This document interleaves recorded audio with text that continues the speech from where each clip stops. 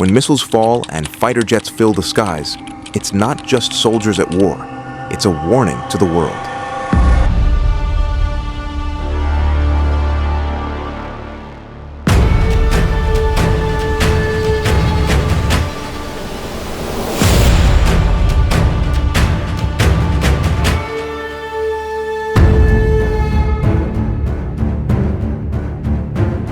Between May 7th and 10th, 2025, India and Pakistan came dangerously close to a full-scale aerial war.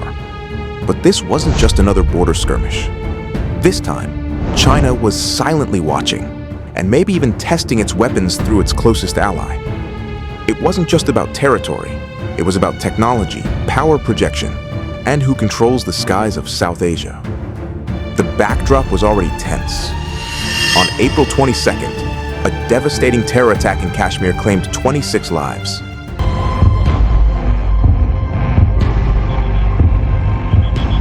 On 22nd April, at least 26 people were killed and many injured after terrorists opened fire on tourists in Jammu and Kashmir.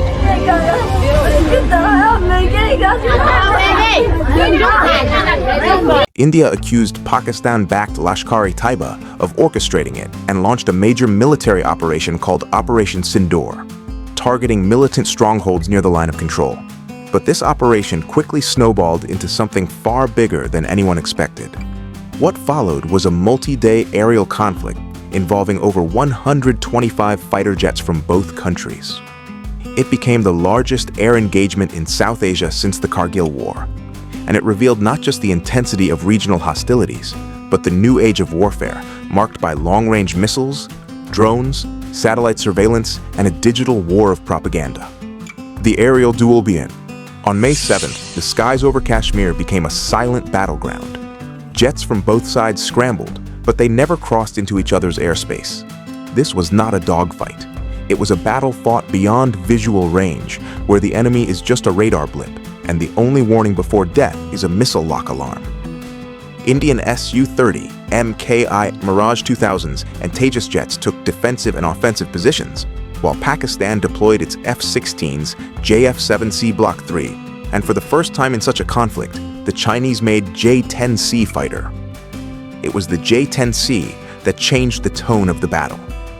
These jets were not just fast and agile, they were equipped with China's PL-15 long-range air-to-air missiles, capable of reaching targets over 200 kilometers away.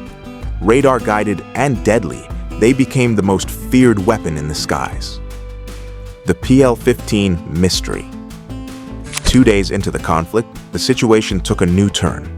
India reportedly recovered an almost intact PL-15 missile booster, a rare find in modern air warfare. The warhead, according to initial reports, had exploded, but the missile's body remained largely undamaged. Photos surfaced showing people inspecting the remains, a major intelligence opportunity for India, but also a source of embarrassment for Chinese defense manufacturers. The Chinese state media quickly stepped in. Military commentators claimed the missile had successfully detonated. Others suggested it had self-destructed mid-flight as per safety protocol. Yet, the booster's survival raised questions. Did the missile malfunction? Was it an export variant with downgraded specs? Or was this the real deal, a Chinese combat-grade missile, failing in battle? What added fuel to the speculation was India's subtle suggestion that China may have supplied Pakistan with its military version, bypassing usual export limitations.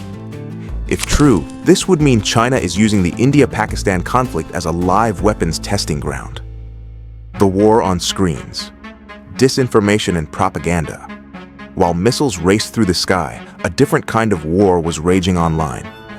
Within hours, videos began flooding social media. Explosions, aircraft being shot down, entire squadrons surrendering. But most of it wasn't real. Clips were taken from video games like Battlefield 3. Others were years-old footage from conflicts in Syria or even the Beirut explosion in 2020. Yet they spread like wildfire, fueling confusion and fear. Pakistani media claimed to have downed 6 Indian jets and forced pilots to surrender. Indian media rejected the claims as propaganda. In fact, India's embassy in China directly accused the Chinese state-run Global Times of spreading false information. This wasn't just misreporting. It was a full-blown information war, where controlling the narrative was as important as controlling the airspace. China's silent role. What makes this conflict even more complex is the silent presence of China. Over 80% of Pakistan's modern defense systems now come from China, from fighter jets to missile systems and even radar installations. In this battle, Pakistan deployed Chinese J-10C aircraft, HQ-9 air defense systems, and advanced missile technology. Reports suggest that China used this conflict to test not just weapons, but also surveillance capabilities. Intelligence sources estimate that China may have used over 115 military satellites to track Indian aircraft movements, radar installations, and missile launches in real time. There's even speculation that Chinese civilian fishing boats in the Indian Ocean acted as floating surveillance units, monitoring Indian naval movements. These are not just fishing vessels. They're part of China's so-called maritime militia, a gray zone force that often sails just short of international confrontation. In effect, the India-Pakistan conflict became a proxy theater for China's military interests, allowing Beijing to study Indian tactics without firing a single shot. Drones take over. The recent military confrontation between India and Pakistan, which involved the worst fighting between the regional rivals in decades, marked the first time the two nuclear powers used drones against each other in conflict. On May 8th, as manned jet operations became too risky, both nations turned to drones. India reportedly used drones to target Pakistan's HQ-9 air defense systems near Lahore, successfully neutralizing one battery and forcing the others to relocate. In response, Pakistan launched Operation Bunyam-Marcus, a drone counterstrike aimed at Indian air bases and suspected BrahMos missile sites in Rajasthan. Pakistan claimed to have shot down more than 80 Harop drones launched by India. In turn, India said it downed most of the 300-plus drones sent by Pakistan. The Harop, manufactured by Israel, boasts a range of up to 9 hours.